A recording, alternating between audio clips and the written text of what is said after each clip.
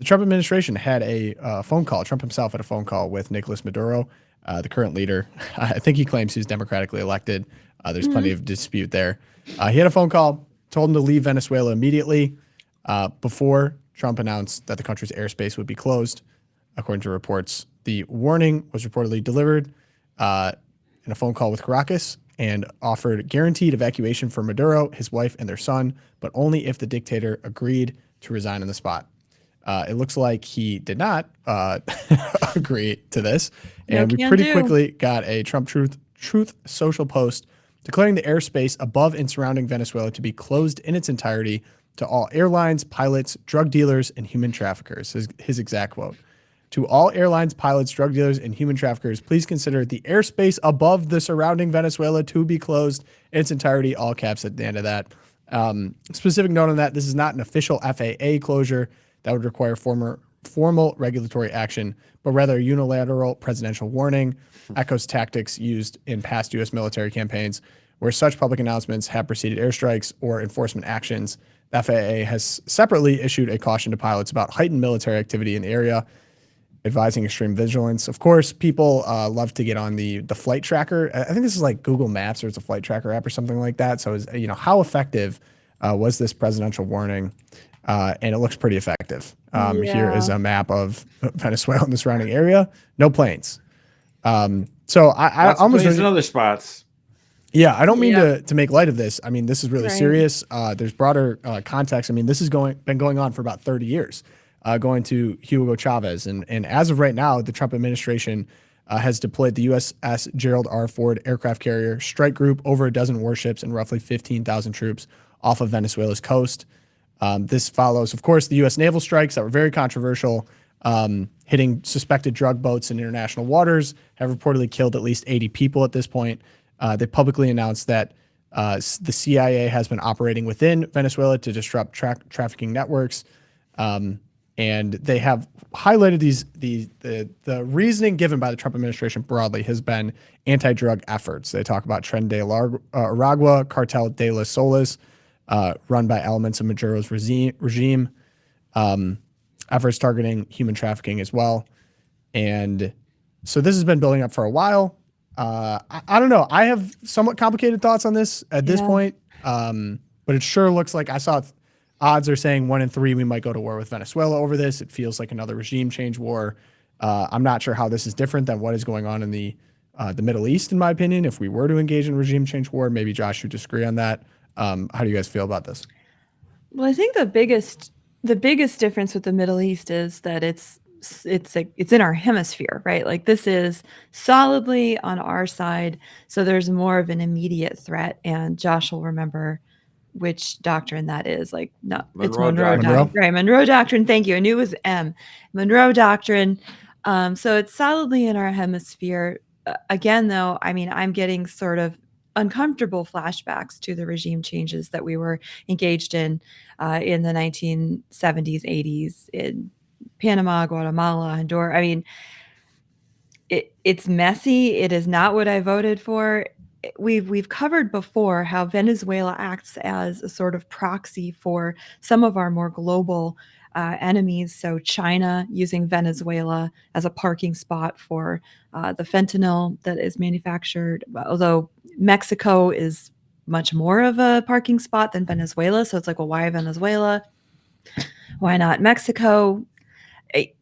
I'm not sure that I even have an opinion yet on this, other than I'm very uncomfortable with the idea of getting boots on the ground, landing troops on the ground into Venezuela. I don't see evidence from the last 60 years that this kind of action has gone well or ended well for the United States, even in our own hemisphere. Well, I mean, the biggest difference, obviously, you said it too, Erica, like the geographic, distance. I mean, it's the proximity, right? You're talking hundreds of miles, as opposed to thousands of miles. So that's one thing. What happens in the Southern Hemisphere affects us quite obviously. We saw that over the last 4 years as poor people from, countries that were run by crazies that end up coming into our country. The only thing I would say is, like, in general, I've been against regime change in, I mean, I'm not a big fan of the United States causing regime change anywhere, but I'm certainly against it in the Middle East, simply because having like a despot like Muammar Gaddafi or Saddam Hussein, the question is the replacement better? And in majority Muslim countries, I would say chances are no. Chances are it would be worse. And then you'd have, oh, let's have a democracy. Oh, what? And like, people who are like, hey, yeah, violence is a great way to solve our problems. Then Yeah. you get the Muslim Brotherhood. Like, yeah, that's not awesome. So the question is, in the Southern Hemisphere,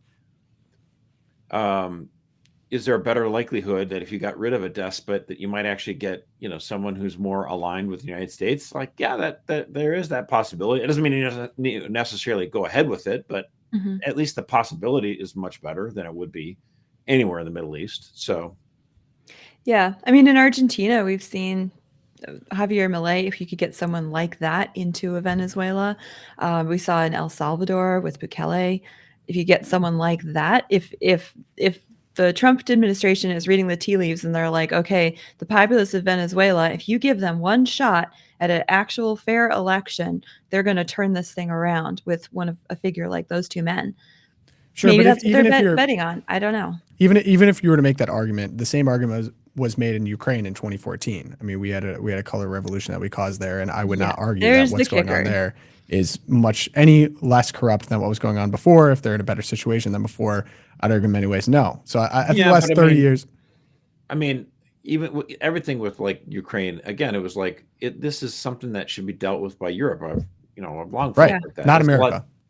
because if Ukraine goes to hell, which it has, and people are displaced, they're going to get displaced all throughout Europe. So it should be Europe the one that is writing the checks and having to deal with the sacrifice of everything that's going on there. Whereas the United States, with some countries like Venezuela, when things go really sour, which they have for many years now, we are actually in a spot Yeah. where we're like dealing with the headache and the fallout. So Right.